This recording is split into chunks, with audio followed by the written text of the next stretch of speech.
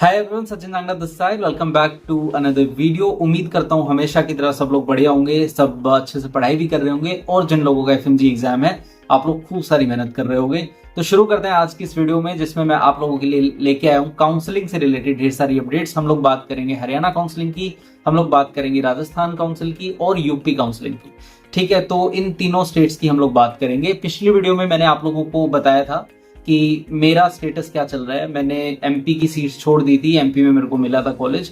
उसके बाद मैंने हरियाणा के लिए अप्लाई किया था। ऑब्वियसली मेरा डोमिसाइल है हरियाणा का, तो मेरे को उधर करना ही था। तो 21 तारीख को हरियाणा की मेरिट लिस्ट आनी थी और 23 तारीख को हरियाणा की अलॉटमेंट लिस्ट आनी थी। बट हुआ ऐसा कि 21 तारीख को ही मेरिट लिस्ट और अलॉटमेंट लिस्ट दोनों एक साथ आ गई। एज ऑलवेज जैसा होता है इंडिया में मेडिकल काउंसिल्स के साथ, अनप्रिडिक्टेबिलिटी, कहीं भी किसी भी टाइम पे कुछ भी हो जाता है। तो 21 तारीख को merit list I and Haryana has rejected me at least अभी के लिए। और हुआ ऐसा कि 658 स्टूडेंट्स थे जो टोटल पास हुए थे अब की बार। हरियाणा डोमिसाइल की मैं बात कर रहा हूँ। हरियाणा से 658 बच्चे पास हुए, 658 स्टूडेंट्स। टोटल जो सीट्स थी हरियाणा में वो थी 480 के आसपास, 480 या 485 के आसपास अप्रोक्स इतनी सीट्स थी। अब जिनके मार्क्स ज्यादा थे, जिनका स्कोर ज्यादा था, ऑब्वियसली उनको प्रायोरिटी ज्यादा दी गई और उनको कॉलेज अलॉट हो गए। बाकी के जो बचे हुए थे उन लोगों को सीट्स नहीं मिली, तो मैं भी उन लोगों में से आता हूँ। ऑब्वियसली मेरा स्कोर तो 150 था, तो मेरा तो चांस कम होना ही था। जिनका स्कोर 159 था, लास्ट सीट मिली है 159 पे। उससे नीचे वाले जितने स्टूडेंट्स हैं, 150 के आसपास स्टूडेंट्स हैं, उनको सीट नहीं मिली। अब होता है ऐसा है कि जो काउंसलिंग एक प्रोसेस होती है उसमें हमेशा राउंड्स होते हैं कि अगर आपको पहले राउंड में सीट नहीं मिलती तो आप दूसरे राउंड में जा सकते हो, दूसरे में नहीं मिलती तीसरे में जा सकते हो।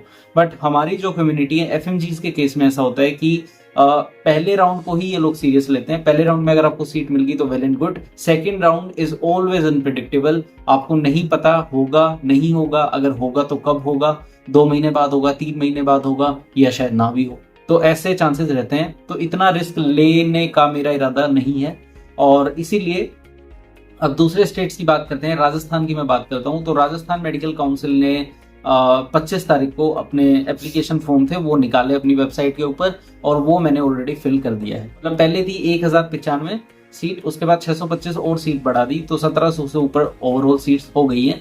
तो चांसेस काफी ज्यादा है कि शायद राजस्थान में सीट मिल जाए। बाकी देखते हैं, जैसा भी होगा आप लोगों को बताऊंगा। मेरे आसपास, जो मेरे एरिया के आसपास है, वो जैसे हनुमानगढ़ हो गया और चूरू हो गया, अलवर हो गया, तो ये सिटीज जो है ये मेरे से पास हैं हिसार से, क्योंकि बॉर्डर लगता है राजस्थान का। इन यूनिवर्सिटीज को मैंने अपनी प्रायोरिटी लिस्ट में पहले रखा है, प्रेफरेंस में ऊपर रखा है। अगर राजस्थान में अनफॉर्चुनेटली मेरे को नहीं मिलती राजस्थान में सीट, तो उसके बाद एक लास्ट ऑप्शन मेरे पास बचता है, वो है यूपी का। और यूपी की शायद 4 या 5 तारीख से ही एप्लीकेशन शुरू हो जाएंगी। वो 2-3 दिन एप्लीकेशन उधर भी चलेंगी और उसकी जो ज्वाइनिंग है, यूपी की ज्वाइनिंग, वो होगी आपकी 20 तारीख से। और जो राजस्थान की ज्वाइनिंग है वो होगी 15 तारीख से। हरियाणा की ज्वाइनिंग होगी 16 तारीख से। तो जिन लोगों का अलॉटमेंट हो गया है उन लोगों को पंचकुला जाना था हरियाणा मेडिकल काउंसिल में दोबारा कॉलेज वेरिफिकेशन के लिए। अब जिनको नहीं मिला मेरे जैसों को, तो उनका कोई मतलब है नहीं जाने का। अब देखो, सब स्टेट्स में इतनी मारामारी नहीं है। कुछ स्टेट्स में मैं आपको बता सकता हूँ, जैसे छत्तीसगढ़ का मैं खुद चेक कर रहा था, वहां पे इवन 151 वाले को गवर्नमेंट सीट मिली है, नॉन डोमिसाइल। ठीक है, उसके अलावा आप बात करो झारखंड की, झारखंड में बहुत सारी सीट्स खाली गई हैं, उधर भी गवर्नमेंट मिला हुआ है 151 वाले। तो हर जगह मारामारी नहीं है। लेकिन यहाँ पे हरियाणा में दिक्कत हो रखी है। हरियाणा में जिस बच्चे ने अप्लाई किया था नॉन डोमिसाइल ने, उसके 191 मार्क्स आए। मैंने खुद लिस्ट देखी है, 191 मार्क्स वाले को भी हरियाणा में कॉलेज नहीं मिला, नॉन डोमिसाइल वाले। तो इतनी दिक्कत है हरियाणा में सीट्स की। एक दिक्कत ये भी है कि आप काउंसलिंग के लिए अप्लाई करते हो, आपको एक फी पे करनी पड़ती है काउंसलिंग की। अगर आपको कॉलेज मिलता है तो सही है, अगर आपको नहीं मिलता तो भी रिफंड वगैरह का कोई सीन नहीं है। एक बार वो फी गई तो गई।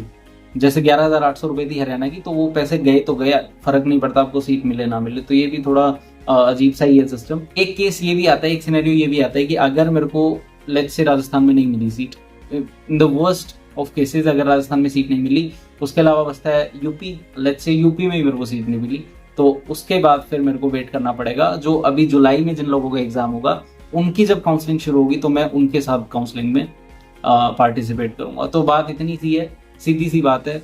मेहनत करो एफएमजी एग्जाम में और मेरी तरफ 150 पे मत अटकना, अच्छे नंबर लेके आना। 180 से अगर आपके ऊपर आते हैं तो आपको किसी भी स्टेट में अच्छी जगह सीट मिल जाएगी। मोस्टली स्टेट्स में आपको एक अच्छा कॉलेज मिल जाएगा अगर आपके 180 से ऊपर आते हैं।